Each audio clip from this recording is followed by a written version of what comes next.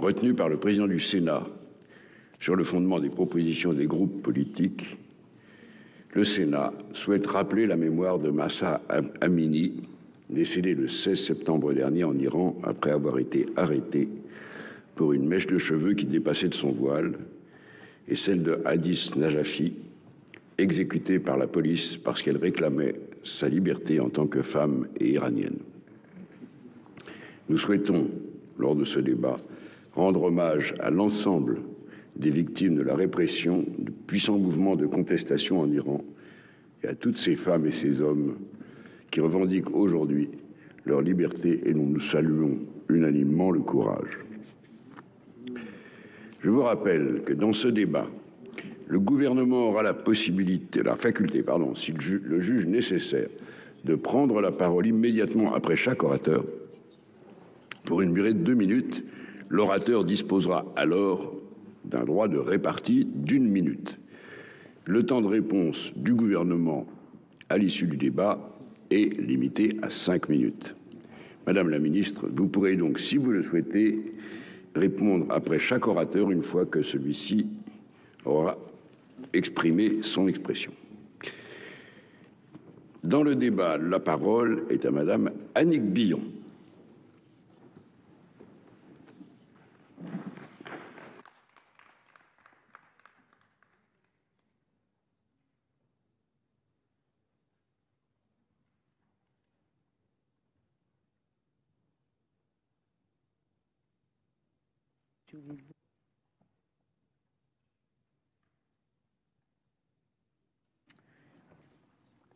Monsieur le Président, Madame la Ministre, mes chers collègues, le 16 septembre dernier, la mort de Mahsa Amini, âgée seulement de 22 ans, après son arrestation par la police des mœurs pour avoir porté une tenue non appropriée, nous a profondément choqués. Depuis, l'Iran connaît une contestation populaire d'une ampleur inédite. Des femmes, des hommes, la jeunesse iranienne manifestent chaque jour dans les villes d'Iran pour exprimer leur colère. Le mouvement de contestation entre maintenant dans sa 3e semaine et ne faiblit pas, tout comme la répression sanglante organisée par le pouvoir en place. Les dernières nouvelles qui parviennent à sortir du pays, malgré les coupures Internet organisées par le gouvernement, font état d'une centaine de morts et de plus d'1 millier d'arrestations arbitraires. La police n'hésite plus à entrer dans les universités pour réprimer les étudiants soupçonnés d'apporter leur soutien à la lutte pour le droit des femmes. La persécution des femmes en Iran perdure depuis de nombreuses années. Et si l'on a pu espérer quelques améliorations de leur statut sous Hassan Rouhani, l'élection du président Ebrahim Raïssi a mis un terme aux espoirs de progrès en faveur du droit des femmes. Dans son dernier rapport annuel sur l'Iran, Amnesty International est sans concession. Les discriminations envers les femmes sont nombreuses. Mariage, divorce, emploi, succession ou encore accès aux fonctions politiques, les inégalités perdurent. Les droits des femmes et des filles sont bafoués par le régime iranien. Par exemple, l'âge légal du mariage est toujours fixé à 13 ans et les pères peuvent obtenir des autorisations pour marier leurs filles à un âge encore plus jeune. Le port du voile imposé par la loi est synonyme de harcèlement quotidien, d'invisibilisation des femmes, de détention arbitraire, d'actes de torture et d'autres mauvais traitements de la part des gardiens de la Révolution. Ces contestations qui se sont levées à la mort de Mahsa Amini ne reflètent pas seulement le recul du droit des femmes, mais dénoncent tout un régime et ses abus.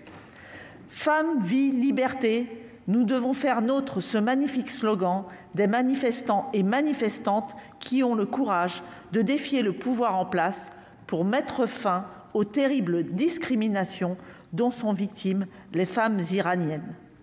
La communauté internationale, si elle est attachée à la défense des droits des femmes, doit envoyer un signal fort et unanime pour soutenir cette contestation historique. Madame la ministre, quelles actions en faveur de la contestation populaire iranienne le gouvernement compte-t-il mettre en place ? Ce sujet fera-t-il l'objet d'échanges lors de la réunion informelle des chefs d'État de l'Union. Des sanctions semblent être en discussion. Qu'en est-il? Et pour conclure, que penser de l'élection de l'Iran à la Commission de la condition de la femme de l'ONU en 2021, alors que la persécution des femmes en Iran y est systématique? L'Iran a-t-elle vraiment sa place dans cette instance internationale dont le but est la promotion de l'égalité des sexes et l'autonomisation des femmes? Faisons nôtre ce slogan « Femmes, vie, liberté ». Merci, chers collègues. La parole est maintenant à Madame Esther Benbassa.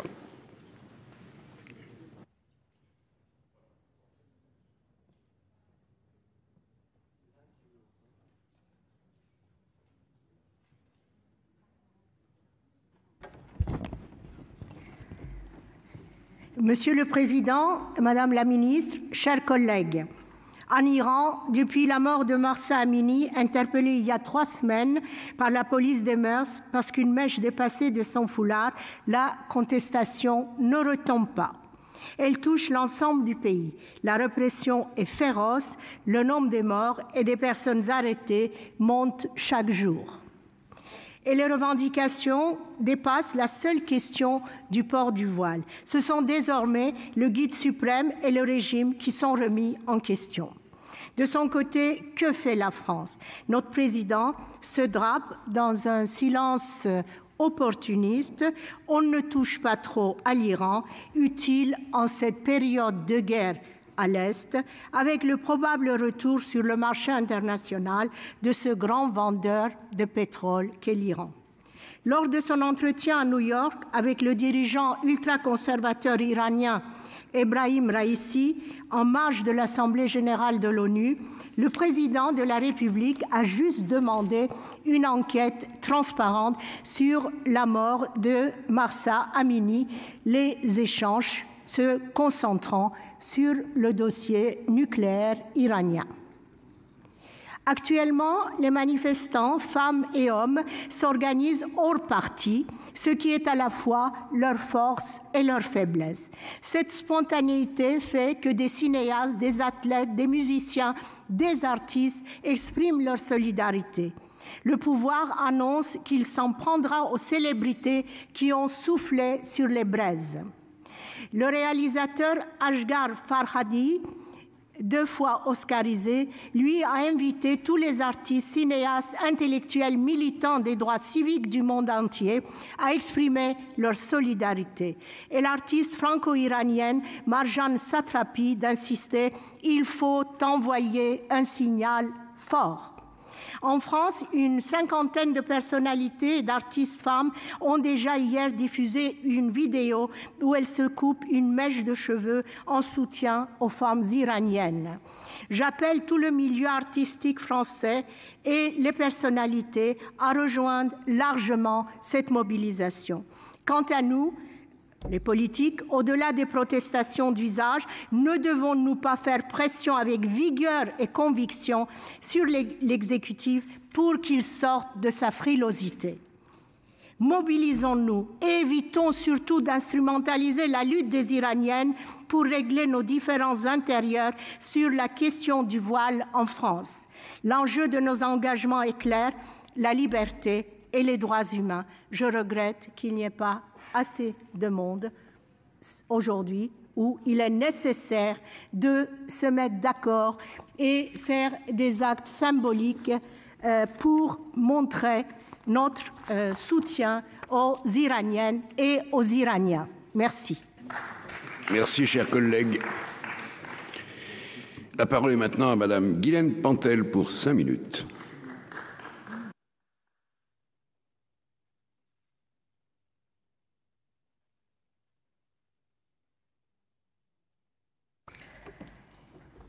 Monsieur le Président, Madame la Ministre, chers collègues, dans un premier temps, au nom du groupe le Rassemblement démocratique et social européen, nous tenions à remercier les organisatrices et organisateurs de ce débat d'actualité ô combien fondamental pour quiconque se réclame de l'humanisme. À plus ou moins 5 heures d'avion de Paris, la mort de la jeune Mahsa Amini, à 22 ans le 16 septembre dernier, a déclenché un grand mouvement de libération des femmes et de contestation contre le régime autoritaire de la République islamique d'Iran.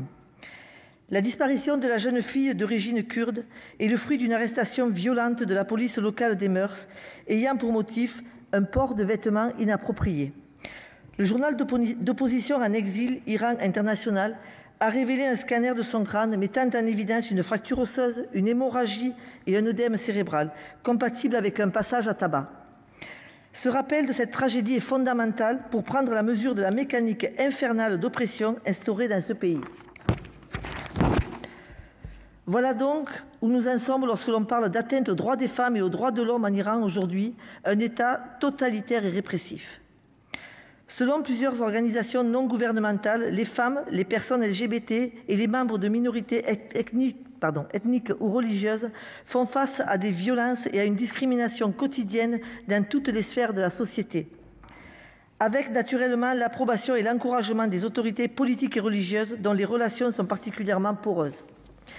Les observateurs constatent également des atteintes aux droits et à la liberté d'expression, d'association et de réunion. L'interdiction de partis politiques indépendants, de syndicats et d'organisations de la société civile, la censure des médias sont monnaie courante. Du côté du système judiciaire, l'égalité devant la loi, la séparation des fonctions, le secret de l'instruction, les droits à la défense, la présomption d'innocence, la possibilité de voie de recours et le principe du contradictoire y sont totalement piétinés.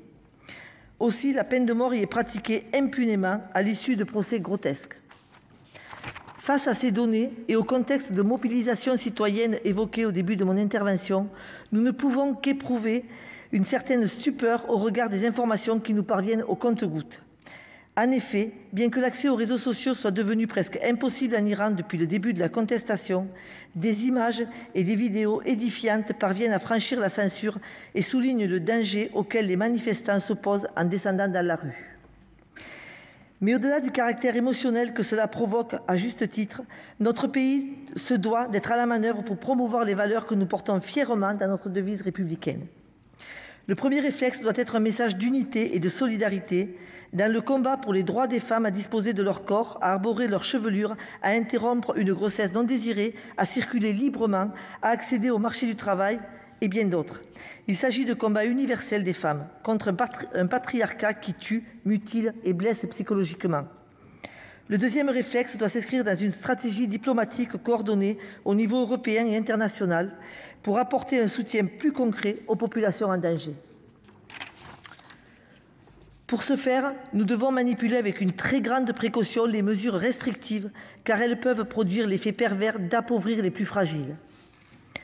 À titre d'exemple, l'accord d'une protection ici ou dans d'autres pays européens nous semble être cohérent avec les risques avérés de persécution. Cette protection doit s'exécuter jusqu'à ce qu'il y ait une mise en conformité du droit interne iranien avec le droit international. En outre, la saisie du Conseil des droits de l'homme et des Nations unies paraît adéquate pour ouvrir une enquête indépendante sur place afin de recueillir des preuves des agissements du régime à l'encontre de son peuple et d'engager des poursuites en temps utile. Ce recueil de preuves d'exaction peut aussi être facilité via une stratégie d'offensive numérique en accompagnant les initiatives permettant à la population de retrouver un accès normal à Internet et de communiquer avec le reste du monde. Pour conclure simplement mon propos, je dirais que quelles que soient les mesures engagées par notre pays, la France, leur finalité doit être l'humain d'abord et femme, vie, liberté. Merci madame. La parole est ensuite à madame Garriaud-Maylam. Il est également.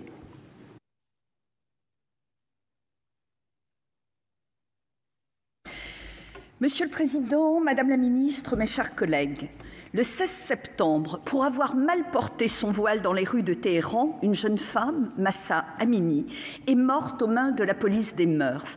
Pour avoir mal porté son voile, la futilité confondante des raisons qui ont mené à son décès ne le rend que plus révoltant, plus avilissant pour ceux qui s'en sont rendus coupables. Ce drame vient rappeler au monde, s'il en était besoin, la réalité de ces millions d'Iraniennes qui vivent sous le joug de la révolution islamique.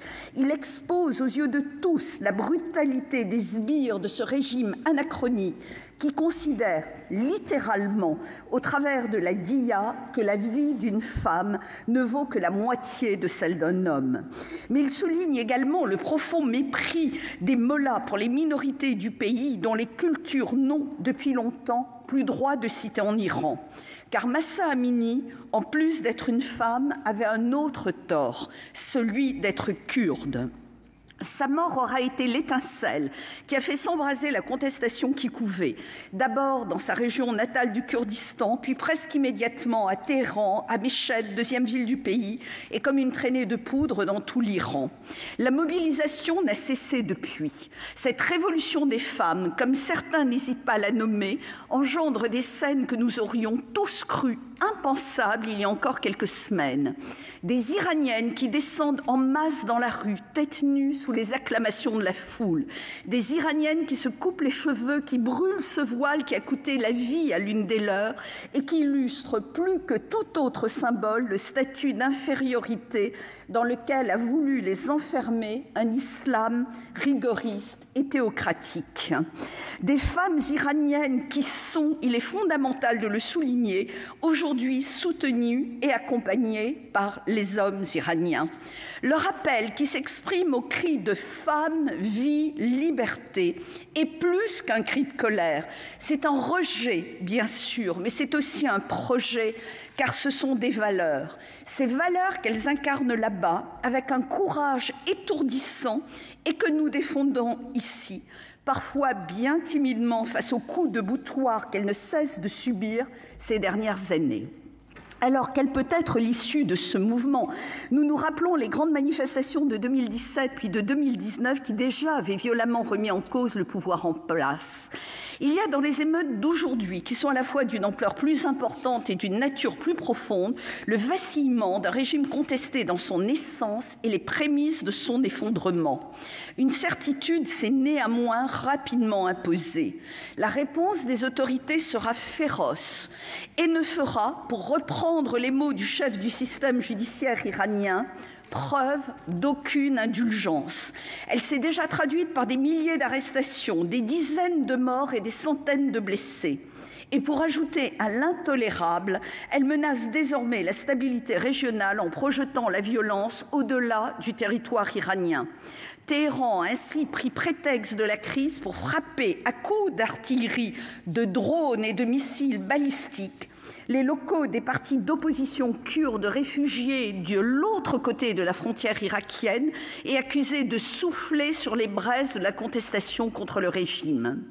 Le gouvernement iranien vient en outre de lancer un avertissement sans équivoque à ceux qui, dans les médias, ont pris fait et cause pour le mouvement, qu'il s'agisse de journalistes, d'acteurs, de musiciens ou de sportifs. On pense notamment à ces joueurs de l'équipe nationale de football qui avaient asséné publiquement cette phrase lourde de sens : « Les cheveux de nos filles sont recouverts d'un linceul ».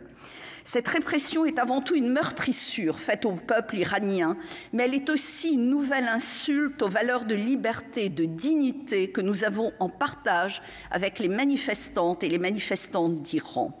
Nous ne pouvons donc rester sans réaction et nous tenir à l'écart de ce qui est plus qu'un simple soubresaut de l'histoire, même si nos moyens d'action, il faut bien le reconnaître, sont très limités. Il est probable que l'Union européenne adopte des sanctions, comme elle le fait régulièrement à chaque nouvelle violation grave des droits de l'homme en Iran.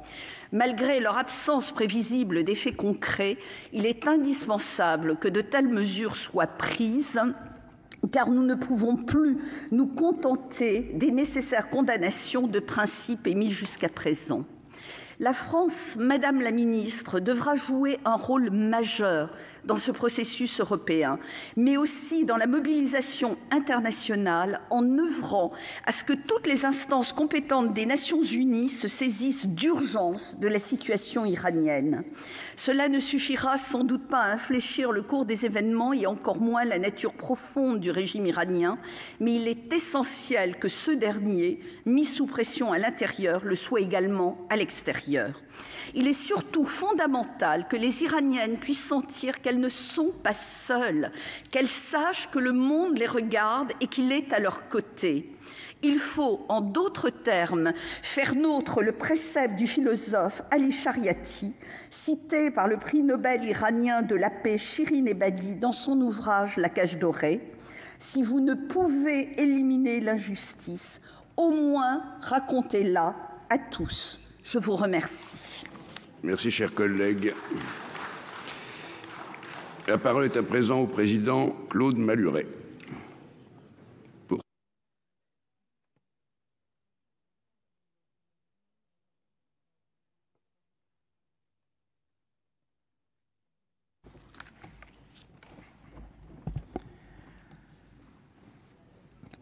Monsieur le Président, Madame la Ministre, mes chers collègues, le temps des dictateurs est revenu. Les démocraties, au terme d'une lutte implacable, avaient vaincu au XXe siècle les deux totalitarismes aux dizaines de millions de morts. Certains les croyaient disparus à jamais. Sous nos yeux, l'international des tyrans se reforme. Le boucher de Moscou, le génocidaire des Ouïghours en Chine, le docteur Folamour de Corée du Nord, le massacreur de femmes de Téhéran et quelques autres se sont regroupés. Leur seul but, se venger, abattre l'Occident, mettre à bas la liberté et d'abord celle des femmes. Le pire est que, comme au siècle précédent, ils ont des alliés dans nos propres pays.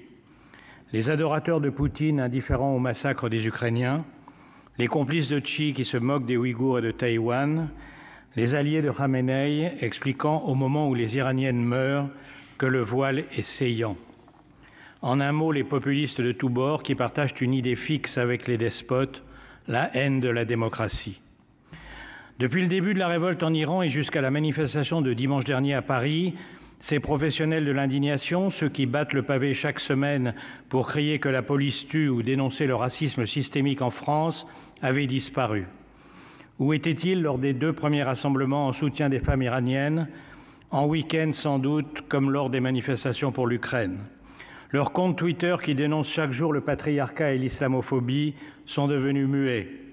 Pas un mot de soutien, pas un appel contre la monarchie et sa police des mœurs.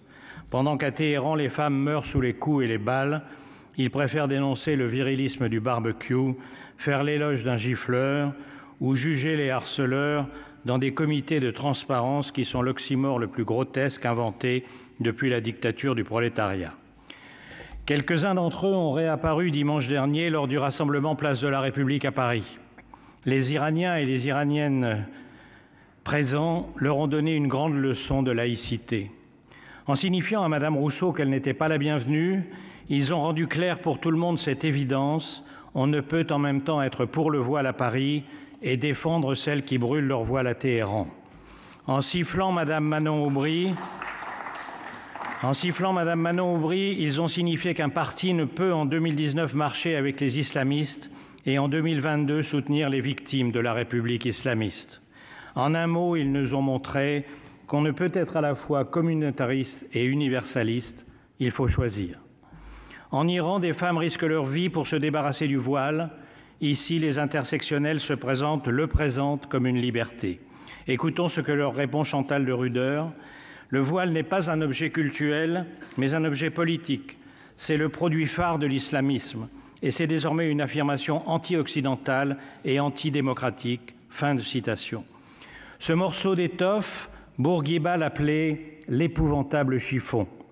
Aux naïfs qui croient que se voiler est un choix, aux décoloniaux qui n'ont jamais lu un livre d'histoire, il faut rappeler que la lutte contre le voile n'est pas une oppression néocoloniale, mais que les grands dirigeants musulmans qui avaient compris que la soumission de la femme était l'une des causes principales du déclin de leur pays l'ont tous combattu.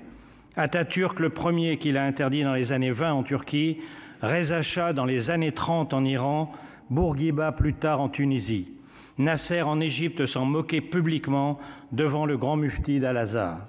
Ce combat qu'ils avaient gagné a été perdu depuis la révolution islamique de 1979.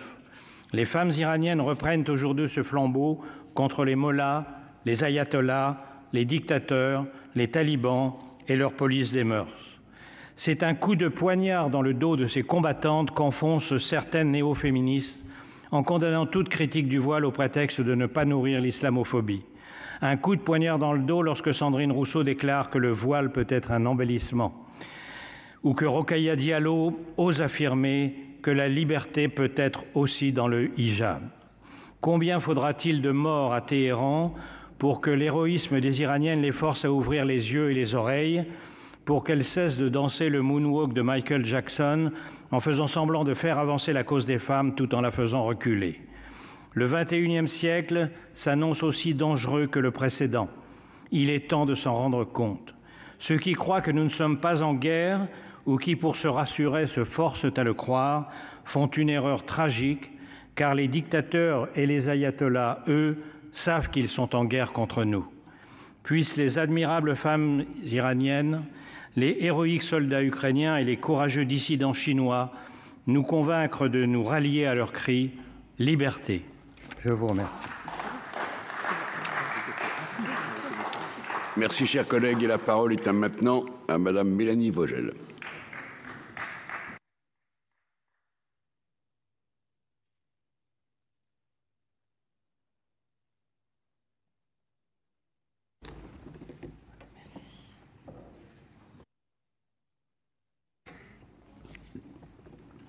Monsieur le Président, chers collègues, je vais me permettre de commencer par quelques mots qui ne sont pas de moi.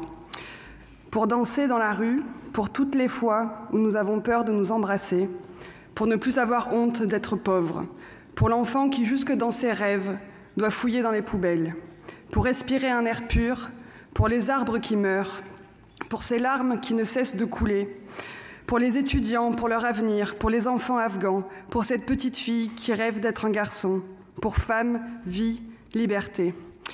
Ces paroles, ce sont celles d'une chanson de Gerbin Aïpour, emprisonné quand il l'a publiée, une chanson qu'il n'a pas composée puisqu'elle est formée à partir de tweets postés courageusement par celles et ceux qui se dressent en Iran contre l'oppression.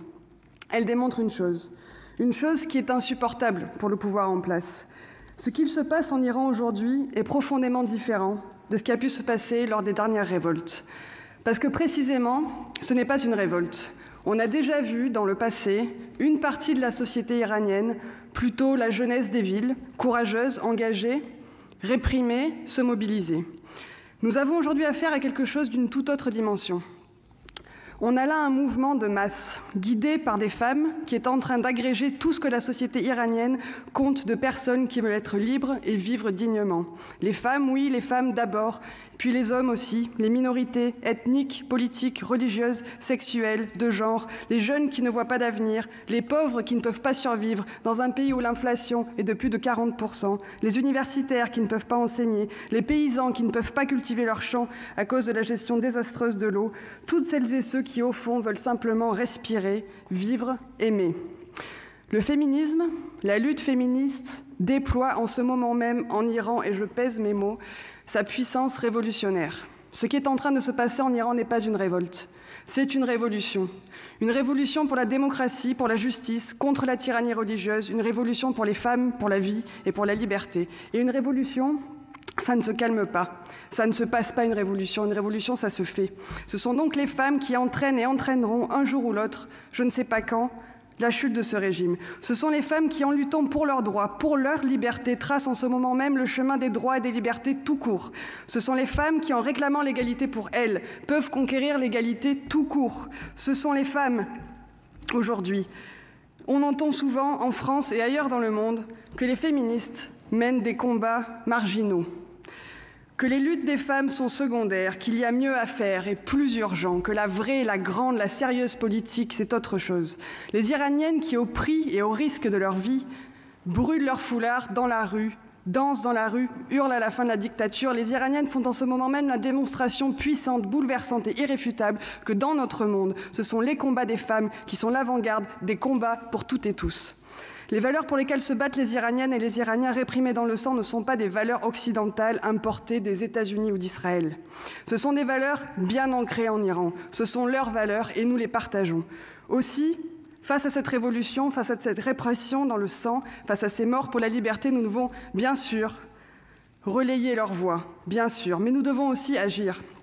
Vladimir Poutine a envahi l'Ukraine le 24 février. Le soir même, les dirigeants européens se réunissaient et s'accordaient sur un premier train de sanctions après l'invasion, entrant en vigueur dès le lendemain, le 25 février. Nous sommes aux 19 jours de cette révolution. Cela fait 19 jours qu'un régime est en train de massacrer son peuple. Et aujourd'hui, pas grand-chose. Les négociations sur le nucléaire iranien continuent, comme si de rien n'était. Il n'y a pas, au niveau européen, de nouvelles sanctions. On entend qu'on pourrait être en train d'en préparer pour la prochaine réunion du Conseil des ministres des Affaires étrangères le 17 octobre. Le 17 octobre, c'est un mois après. Ce n'est pas possible. Il faut agir et, comme cet après-midi, nous ne pouvons que débattre entre nous, parler. Je vous propose de faire au moins une chose que nous pouvons faire ici au Parlement français, sans rien craindre. Faire écouter quelques instants cet hymne révolutionnaire qu'en Iran, on n'a pas le droit d'entendre librement.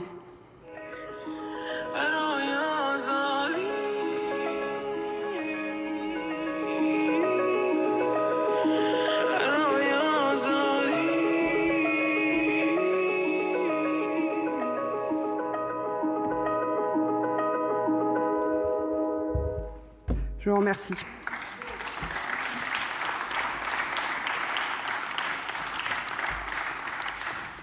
Merci, chers collègues. La parole est maintenant à Madame Samantha Cazebonne.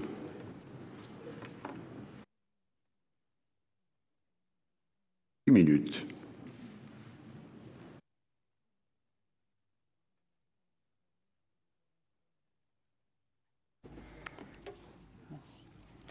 Monsieur le Président, Madame la Ministre, chers collègues, le 16 septembre dernier, une jeune femme de 22 ans est morte alors qu'elle était aux mains de la police des mœurs iraniennes pour port de vêtements inappropriés.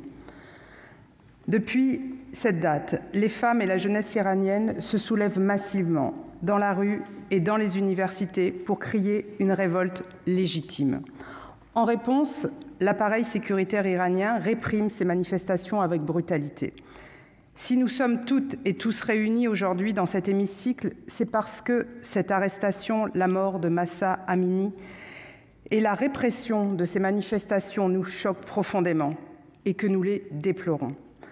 Alors, d'aucuns pourraient penser que débattre de l'atteinte aux droits des femmes et aux droits de l'homme à 5000 km de Téhéran, comme nous le faisons aujourd'hui, est inutile et vain. Je pense tout le contraire, car c'est la liberté dont il est question.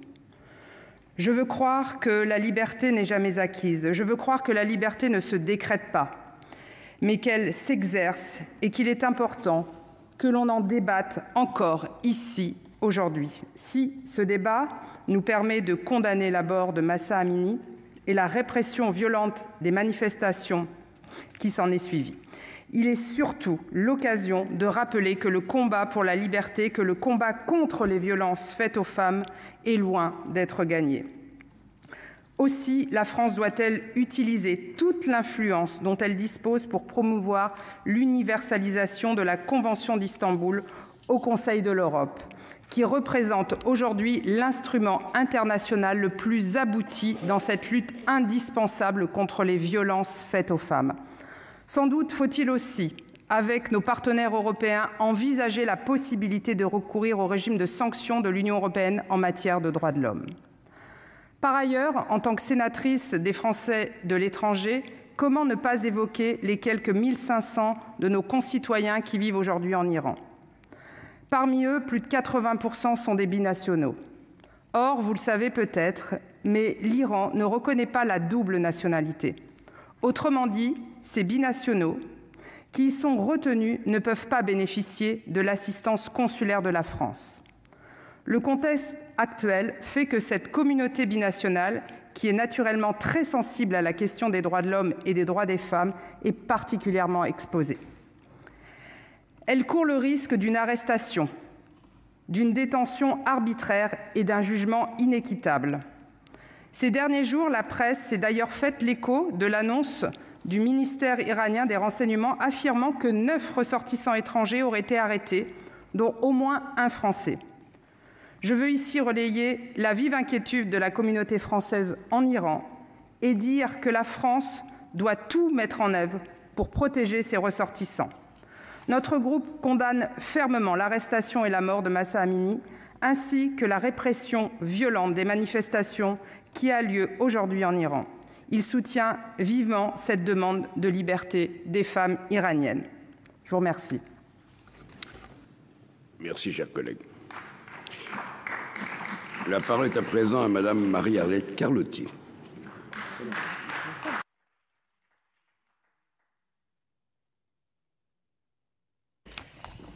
Monsieur le Président, Madame la Ministre, mes chers et chers collègues, le sang coule en Iran et c'est d'abord le sang des femmes. La révolte que connaît l'Iran depuis 3 semaines porte le nom de Mahsa Amini, morte le 16 septembre après avoir été arrêtée à Téhéran parce que son voile couvrait mal ses cheveux. Elle avait 22 ans et son visage martyr est devenu le symbole puissant de l'iniquité et de la brutalité du régime iranien. Les images qui nous parviennent nous serrent la gorge. Elles qui arrachent leur voile pour le jeter au feu, elles qui coupent leurs cheveux et qui bravent la police des mœurs, et elles qui entonnent Bella Ciao. Ce chant déjà émouvant en lui-même, tant il évoque le courage et l'esprit de résistance, devient complètement bouleversant lorsqu'il est entonné par les Iraniennes, dont les sœurs descendent dans la rue pour dénoncer l'obscurantisme du régime, au risque d'y laisser leur propre vie. En février 1979, avant même l'instauration de la République islamique d'Iran, l'ayatollah Khomeini considérait déjà la liberté de la femme comme le principal obstacle à son projet politique. En les uniformisant, par l'obligation d'abord du port du voile, puis par un manteau, puis par un code couleur, on a voulu réprimer leur identité, les transformer en ombre d'elles-mêmes, les priver de leur statut social et les reléguer aux confins de la vie publique. Et depuis l'élection de l'ultra-conservateur Ebrahim Raïssi en juin 2021, depuis que l'aile la plus dure a mis la main sur le système, la situation des femmes s'est encore dégradée. Pendant toutes ces années, d'horribles crimes ont été commis contre les femmes, le vitriol pour refus de mariage, la décapitation pour soupçon de flirt, la lapidation pour délit d'adultère. La femme a été sacrifiée au nom de l'honneur de l'homme, l'honneur de la famille, de la société, de l'État. Mais elles n'ont jamais baissé les bras. Aujourd'hui, elles sont aux avant-postes du soulèvement car elles ne supportent plus ce voile qui les entrave. Et au fil des jours, cette révolte féministe a pris une autre dimension, celle de la contestation du régime théocratique. Le soulèvement a d'abord touché les étudiants parce que ce sont toujours eux qui sont les plus prompts à réagir. Puis il a gagné toutes les catégories sociales, toutes les villes, toutes les provinces. Et les protestataires aujourd'hui descendent dans la rue au nom de mort aux dictateurs. Et en ce sens, je crois moi aussi que le mouvement est assez différent de ce qui s'est passé en 2017 et 2019. Désormais, le renversement du régime des mollahs est réclamé et leur système corrompu alors qu'il y a entre 50 et 80% de la population, selon les territoires, qui vit en dessous du seuil de pauvreté. Les femmes sont opprimées en Iran, mais pas seulement les femmes. Tout le monde. Les avocats sont emprisonnés, les manifestations d'enseignants sont réprimées, la liberté d'association entravée, la liberté de la presse n'existe pas. Le rapporteur spécial de l'ONU a dénoncé la situation des minorités. Il se dit alarmé par le nombre d'exécutions arbitraires, en particulier envers les Baloutches et les Kurdes. La République islamique, qui a pourtant hérité d'un empire pluriethnique, s'est employée à réprimer toutes les revendications régionales. Elle défend un centralisme autoritaire, réfractaire aux minorités, et elle développe, comme contre toute forme d'opposition, la violence d'État. Dans les prisons iraniennes, on côtoie toutes les composantes de la société civile, les militants politiques, les syndicalistes, les enseignants, les cinéastes, les journalistes, vous en avez parlé. Et depuis l'arrivée au pouvoir de Raïssi, c'est l'escalade encore plus des arrestations arbitraires. La population est excédée par les privations de toutes sortes et aspire à plus de liberté. Alors le régime sait qu'une nouvelle épreuve l'attend, tôt ou tard, ça va être la succession du guide suprême, cet octogénaire à la santé chancelante, qui trouve quand même suffisamment d'énergie pour condamner la communauté internationale et nous accuser d'ingérence. Dans ce contexte, ils sont peu enclins à discuter. La police répond par la violence, elle recourt, semble-t-il, aux armes létales et à chaque manifestation, elle tue. Moi, je ne sais pas ce que va devenir ce mouvement de révolte, est-ce qu'il va porter la révolution. Je ne sais pas, tant les leaders des oppositions, de toutes les oppositions, ont été emprisonnés, tués, poussés à l'exil. Mais ce que je sais, c'est que ces femmes font preuve d'un incroyable courage et que l'on se doit, nous, responsables politiques, d'être à la hauteur. Nous avons été un peu lâches pendant ces 43 ans d'oppression. La France et l'Union européenne doivent parler plus fort, Madame la Ministre, pour dénoncer cette répression sanglante. Vous avez proposé le gel des avoirs et l'interdiction de voyager. Où en est-on? Est-ce que ça va se réaliser alors que le régime se sert des négociations sur le nucléaire iranien pour obtenir le silence de la communauté internationale? En tout cas, moi, ce que je sais, c'est que la France doit rester dans son rôle, c'est-à-dire la défense de ceux qui se battent pour la liberté. Je vous remercie. Merci, cher collègue. La parole est au président Pierre Laurent pour 5 minutes également.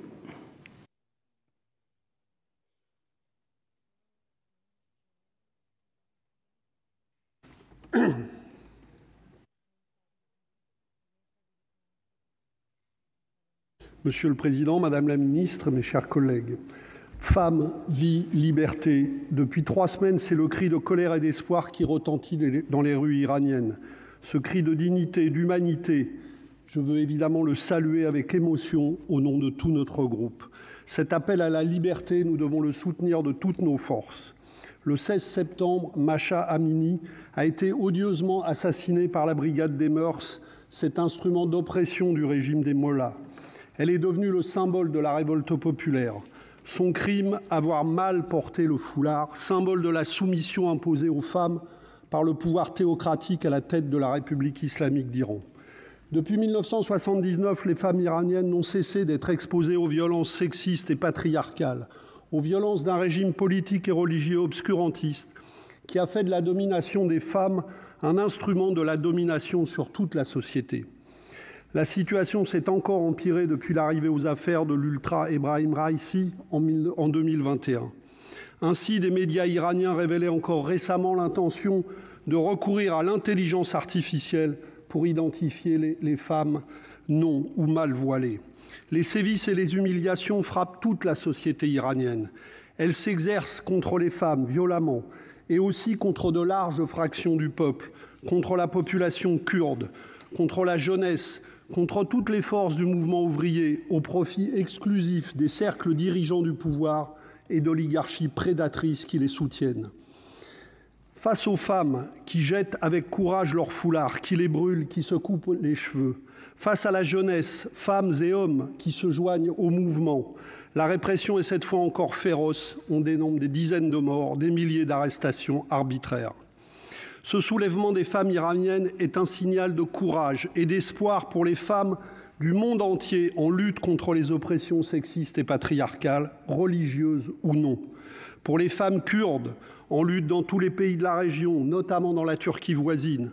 Pour les femmes d'Afghanistan, d'Arabie saoudite, des pays du Golfe. Pour les femmes victimes du viol utilisé comme une arme de guerre sur toute la planète. Pour les femmes victimes des réseaux mondiaux prostitutionnels mis à nu par le remarquable rapport du Sénat, pour les femmes du monde en lutte contre toutes les violences sexistes et contre les attaques qui s'amplifient contre le droit à l'IVG, notamment en Europe et aux États-Unis. Oui, la lutte des femmes en Iran est partie prenante de ce mouvement mondial pour libérer toute l'humanité des dominations sexistes et patriarcales. Elle a notre plein soutien. Les femmes en Iran ne secouent plus seulement leur voile.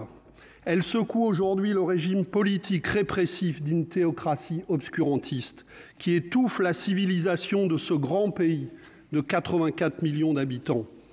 Depuis 10 ans, des mouvements de contestation des politiques sociales du régime ont déjà secoué le pays en 2009, 2017, 2018, 2019.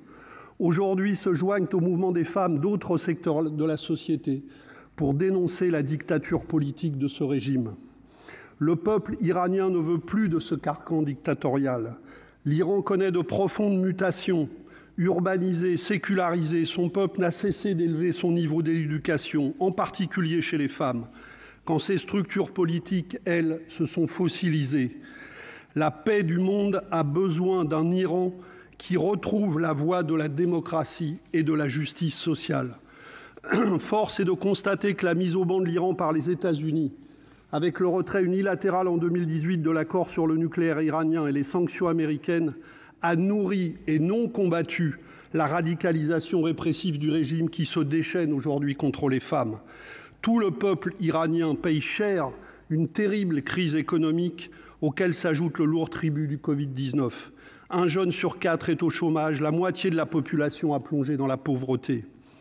Madame la ministre, la solidarité avec les femmes d'Iran, nous devons l'inscrire tout autant dans la lutte mondiale pour l'émancipation des femmes contre tous les obscurantismes, comme dans la lutte pour un nouvel ordre mondial juste, dans lequel le peuple d'Iran puisse trouver la voie d'un développement démocratique, juste, solidaire, en paix avec ses voisins.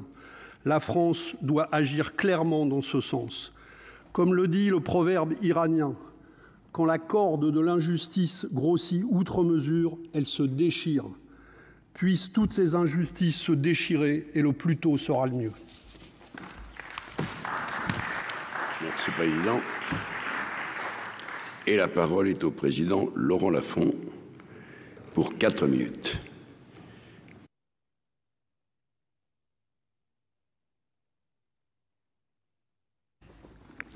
Monsieur le Président, Madame la Ministre, mes chers collègues, la mort de Mahsa Amini, quelques jours après son arrestation pour port de vêtements inappropriés, est l'élément déclencheur d'un mouvement plus global de contestation du régime en place.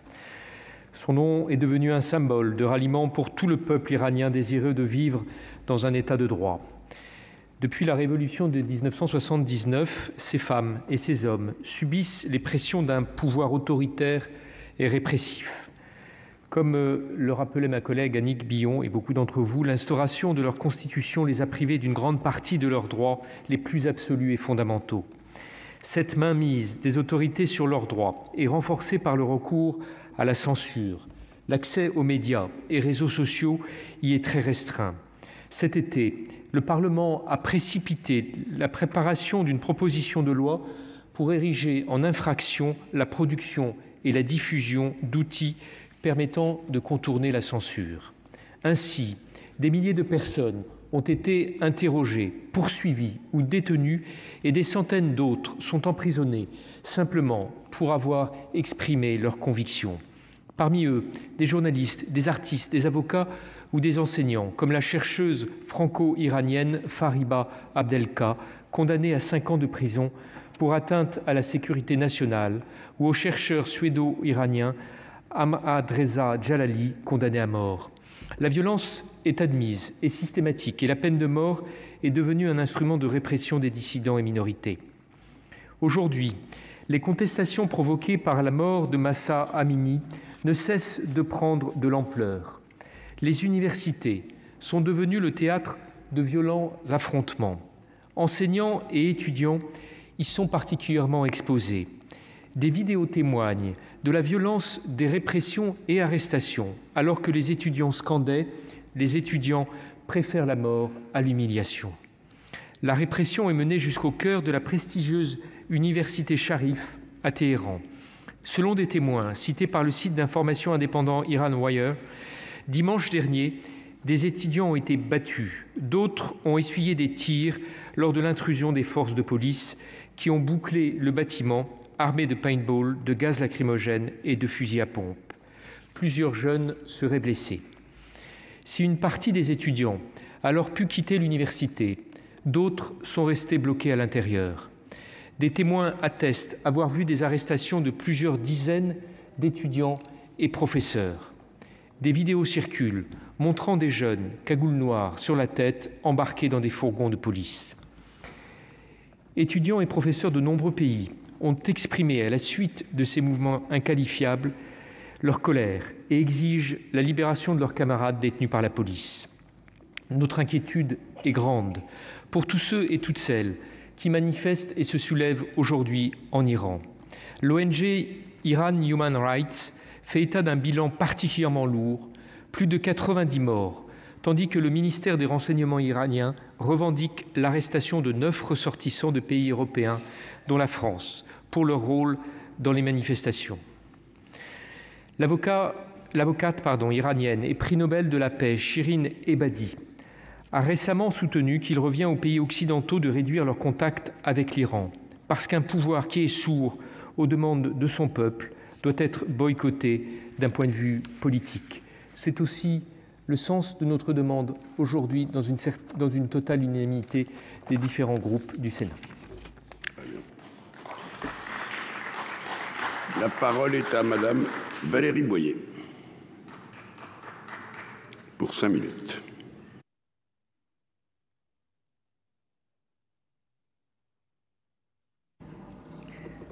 Merci.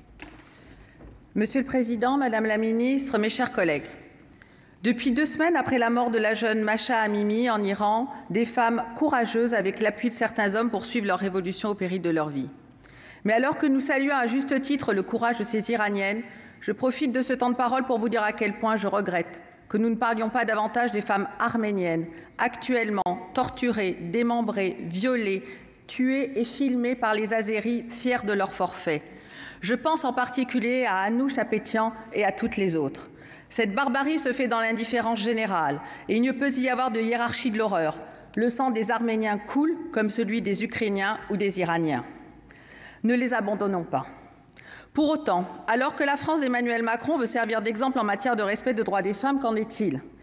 Nous avons l'Union européenne et le Conseil de l'Europe qui enchaînent des campagnes de communication pro-voile sans protestation de notre gouvernement, que ce soit avec le slogan « La liberté dans le hijab » ou avec des affiches de petites filles voilées.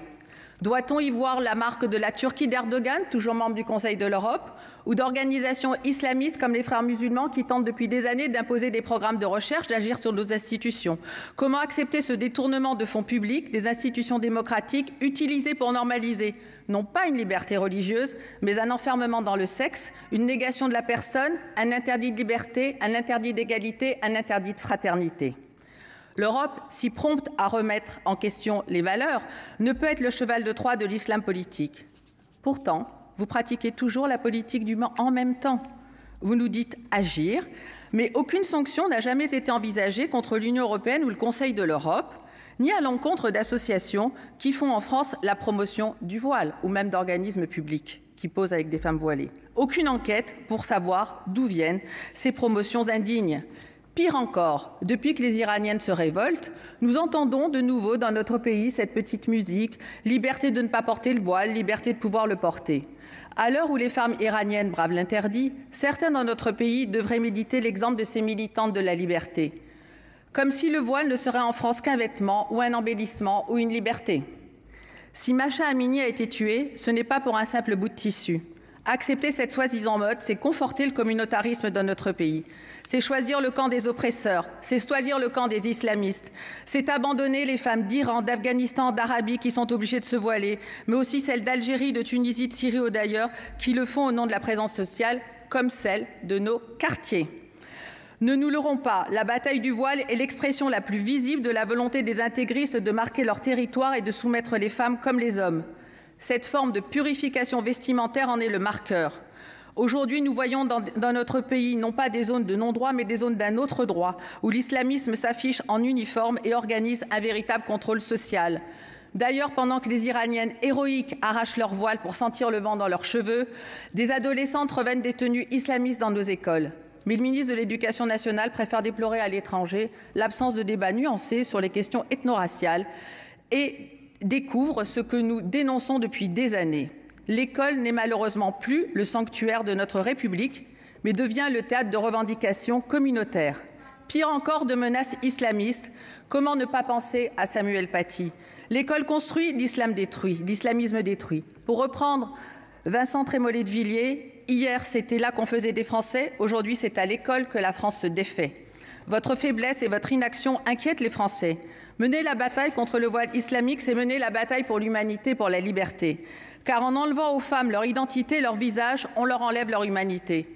Et pourtant, vous vous êtes toujours opposés aux propositions que nous avons formulées. Je pense notamment aux propositions que nous avons faites dans la loi séparatisme. Et vous nous avez même accusés de déposer des amendements textiles. Quel mépris! Je pense à l'interdiction du voile des accompagnatrices scolaires pour les mineurs ou encore le burkini. Il est de notre responsabilité de dire haut et fort que nous ne pouvons accepter qu'en France, comme ailleurs, qu'une petite fille porte ce signe d'infériorisation, parce que c'est de ça dont il s'agit. Nous le devons aux Français, nous le devons à nos jeunes filles, nous le devons à celles et ceux qui prennent le risque de leur vie pour leur liberté, nous le devons aussi à celles et ceux qui se réfugient en France pour cette liberté. Nous le devons à toutes ces femmes à travers le monde qui risquent leur vie avec courage pour refuser de porter le voile. Femme, vie, liberté, un beau slogan, en France comme ailleurs. Car pour reprendre ce que disait Périclès, il n'est point de bonheur sans liberté, ni de liberté sans courage. Alors aujourd'hui, ayons du courage et de la cohérence, c'est-à-dire refusons bien évidemment et soutenons les femmes iraniennes, mais refusons aussi ces marques d'infériorisation dans notre pays. La parole est maintenant à la présidente Laurence Rossignol. Pour 4 minutes, pardon.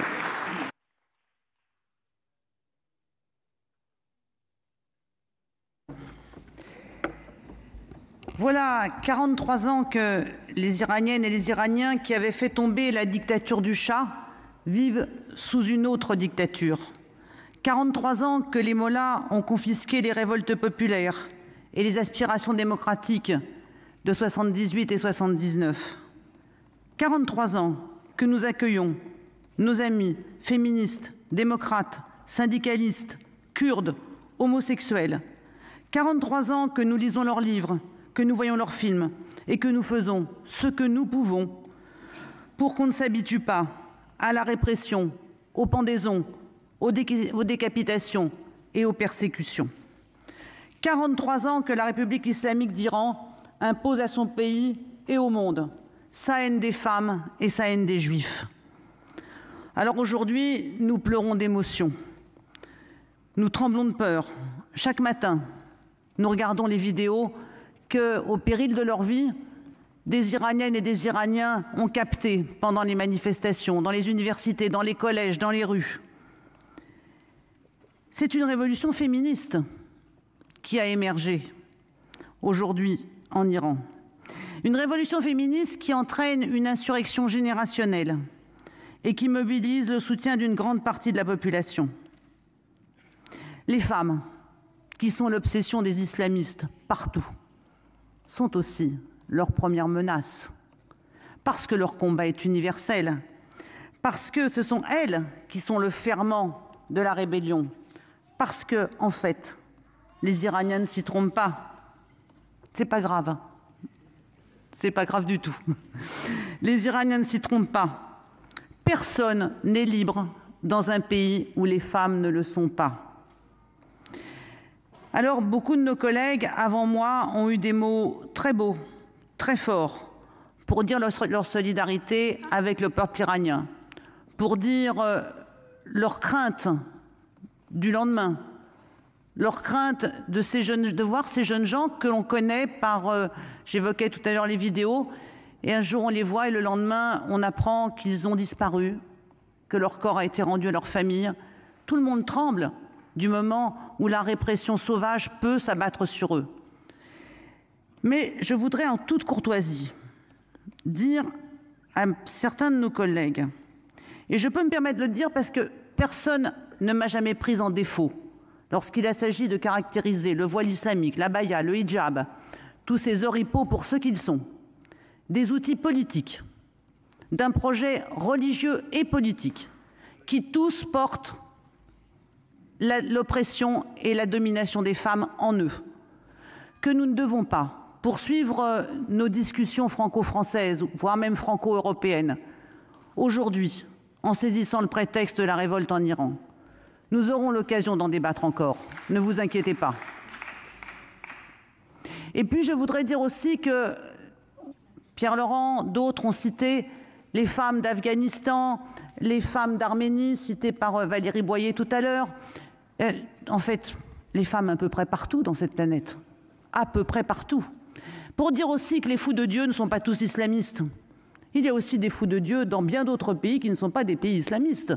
Les fous de Dieu sont à la Cour suprême aux États-Unis, à priver les femmes de leur droit d'avorter.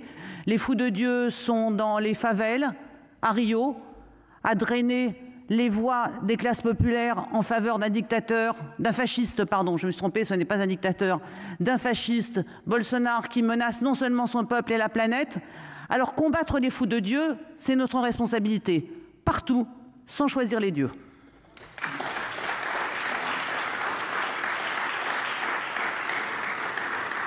Et la parole maintenant revient à monsieur Hugues Saury, pour 4 minutes.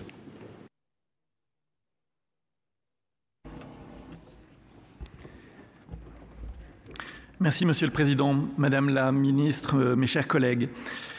Malala Yousafzai avait 15 ans lorsque des talibans lui ont tiré une balle dans la tête alors qu'elle se rendait à l'école.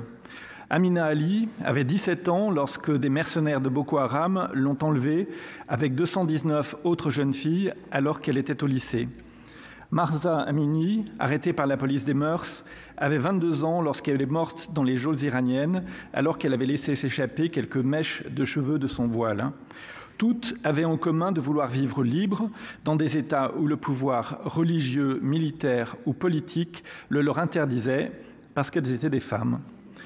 La mort de Mahsa Amini nous bouleverse comme elle a bouleversé son pays. Elle a suscité une vague de courage admirable chez des femmes et des hommes que tout menace. À ce jour, plus de 60 personnes ont donné leur vie après que Mahsa ait perdu la sienne, et ils sont des milliers à la risquer dans les rues d'Iran au nom de la plus haute idée qu'ils se font de la dignité humaine. Dans notre pays, où les allégories de la liberté prennent si souvent les traits de femmes, le cri des Iraniennes résonne avec un écho particulier.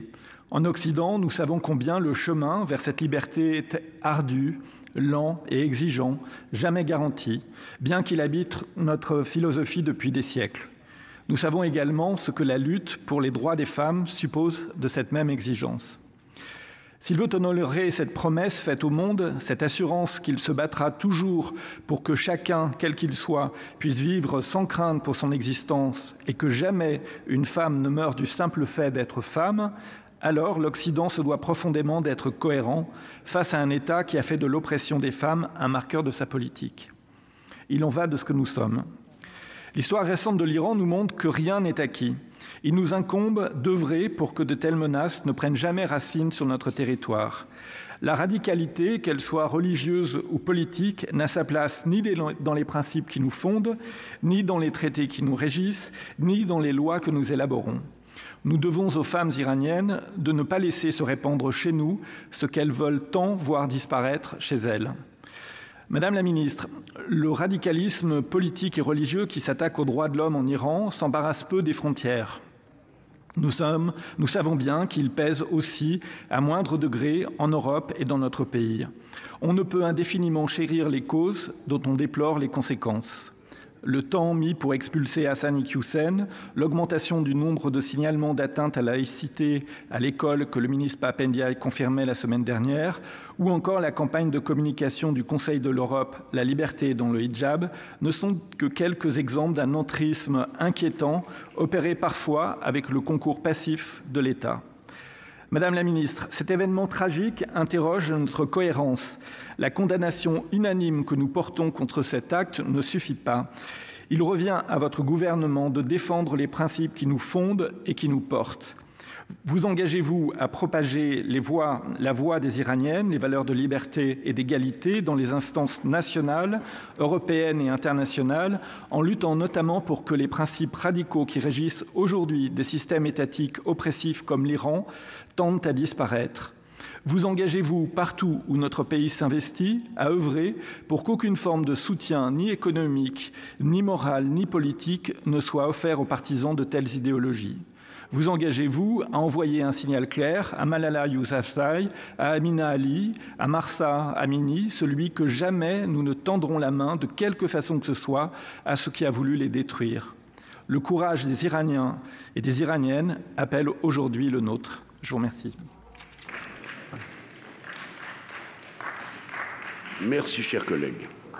La parole est maintenant à Madame Catherine Colonna, ministre de l'Europe et des Affaires étrangères.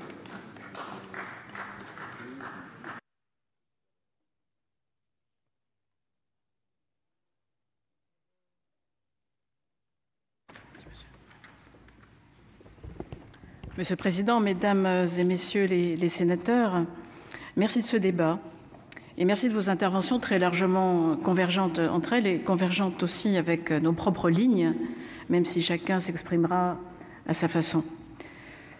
Vous l'avez tous dit, le 16 septembre dernier, Mahsa Amini est morte à 22 ans sous les coups de la police des mœurs de la République islamique d'Iran.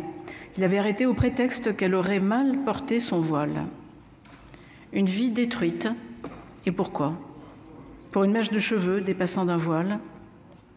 Quelques jours plus tard, une autre jeune fille, puis tant d'autres, étaient victimes de la même violence lorsque la répression du régime s'abattit brutalement sur les manifestantes et les manifestants partout en Iran, de Saqqez, la ville natale de Mahsa Amini, à la ville sainte de Qom, de Mashhad à Téhéran, de Shiraz à Ispahan ou à Karaj. Tant de vies détruites parce que ces jeunes femmes osaient revendiquer leur liberté, parce qu'elles osaient affirmer que leur dignité ne valait pas moins, mais autant que celle d'un homme. C'est aujourd'hui un même cri qui retentit, femme, vie, liberté. C'est ce cri que le régime cherche à étouffer par la censure et par la violence. À ce jour, les ONG ont fait état de plus de 100 victimes, sans doute le chiffre est-il supérieur, et de plus de 1000 arrestations de militantes et de militants, d'avocats et d'avocates, de journalistes, de citoyens, de femmes et d'hommes unis par la même volonté d'émancipation.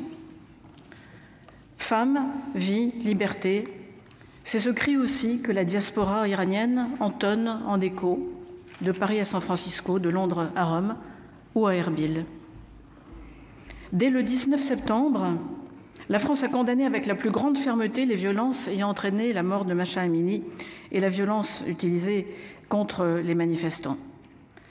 Comme je l'ai rappelé hier à l'Assemblée nationale, nous avons appelé les autorités iraniennes à respecter le droit de manifester pacifiquement, à respecter le droit au rassemblement et aussi à respecter l'exercice de leur métier par les journalistes. Nous l'avons fait officiellement et j'ai fait moi-même auprès de la presse aussitôt en marge de l'Assemblée générale des Nations unies ou ici en France à plusieurs reprises. Les autorités iraniennes ont considéré qu'il s'agissait d'une forme d'ingérence que de rappeler les principes fondamentaux des droits de l'homme. Elles ont cru bon de le faire savoir à notre ambassade sur place. J'ai donc décidé de faire convoquer le chargé d'affaires de l'ambassade d'Iran à Paris, car il n'y a pas en ce moment d'ambassadeur d'Iran. Il a été reçu vendredi dernier au Quai d'Orsay. Il lui a été dit clairement ce que nous pensons des méthodes iraniennes. Mesdames et messieurs les sénateurs, ce qui se joue dans les rues de Téhéran et dans les autres villes iraniennes, c'est la liberté. Il y a d'un côté la répression, une répression brutale que nous condamnons dans les termes les plus forts, une répression menée contre des femmes et des hommes qui manifestent pour le respect de leurs droits et de leur dignité. Une répression que nous avons dénoncée à plusieurs reprises et que nous continuerons à dénoncer, je peux vous rassurer, monsieur le sénateur, évidemment sur ce point.